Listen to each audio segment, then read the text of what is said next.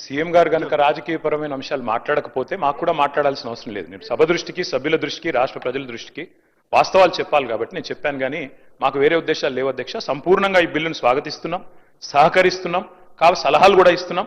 స్వీకరిస్తారా లేదా మీ విజ్ఞత, అది దీనికి మేము చేయగలిగేది ఏమీ లేదు. కానీ వాస్తవాలు చెప్పాలి కాబట్టి 2018లో మేము జీవో తెచ్చిన మాట వాస్తవం. బలహీన వర్గాలకు 34% రిజర్వేషన్లు ఇవ్వాలని సంకల్పించి జీవో నంబర్ 396 తెచ్చిన మాట వాస్తవం. గోపాల్ రెడ్డి అనే నాయకుడు అడ్డుకున్న మాట వాస్తవం. వారు ముఖ్యమంత్రి గారికి దగ్గరి బంధువు అన్న మాట వాస్తవం.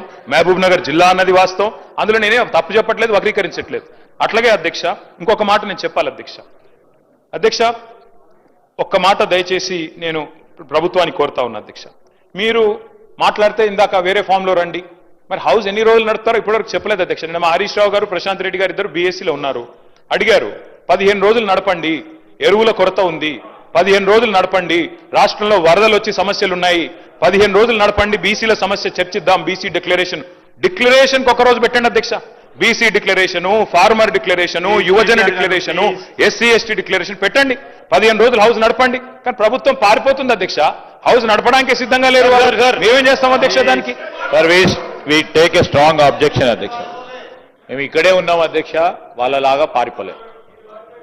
ఈ రోజు కూడా మేము స్పష్టంగా చెప్పడం జరిగింది, మా అభిప్రాయం బీఎస్సీలో చెప్పడం జరిగింది. ప్రజా సమస్యలపై వారు అనేక విషయాలను ప్రస్తావన తీసుకొచ్చినప్పుడు అన్ని విషయాల్లో కూడా డిస్కస్ చేయడానికి మా ప్రభుత్వం తరఫున మేము ఓపెన్గా ఉన్నాం. We are ready. ఎన్ని రోజులు అంటే అన్ని రోజులు ఈ సభ నడపడానికి ఎక్కడ కూడా వెనుకాడబోము. ఈరోజు ప్రత్యేక పరిస్థితుల్లో ఉన్న తరుణంలో ఒక పరంగా ఫ్లడ్స్ వచ్చినాయి, గణేష్ ఉత్సవాలు ఉన్న సందర్భము, వాటి అన్నిటిని కూడా దృష్టిలో పెట్టుకొని బీఎస్సీ నిర్ణయం తీసుకుంటుందని అభిప్రాయాన్ని వ్యక్తం చేశాం. కానీ వారు పారిపోతున్నప్పుడు వారు పారిపోయినారు అధ్యక్ష. ఇప్పుడు మేము పారిపోలేదు, ఇక్కడే ఉన్నాము, ఇక్కడే ఉంటాము, మళ్ళా కూడా వస్తాము, ప్రభుత్వంలో ఉంటాము. మీకు ప్రతి లేవనెత్తిన ప్రతి ప్రశ్నకు సమాధానం చెప్పే శక్తి ఉంది, యుక్తి ఉంది, తప్పకుండా చెప్తాం అధ్యక్ష.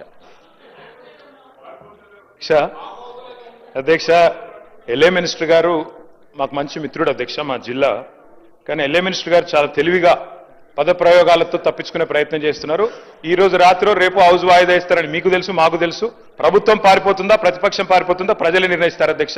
మేము 15 రోజులు చర్చ జరగాలని మనస్ఫూర్తిగా సభా వేదికగా డిమాండ్ చేస్తున్నాము. పెట్టమని చెప్పి ప్రభుత్వాన్ని కోరుతున్నాము. సహజంగా ప్రభుత్వం ముందుకు వస్తుంది, ఎల్ఏ మినిస్టర్ గారే డిసైడ్ చేస్తారు అధ్యక్ష. ముఖ్యమంత్రి గారి కన్సల్టేషన్లో చేస్తారా చేయరా వారికి వదిలిపెడతాం అధ్యక్ష.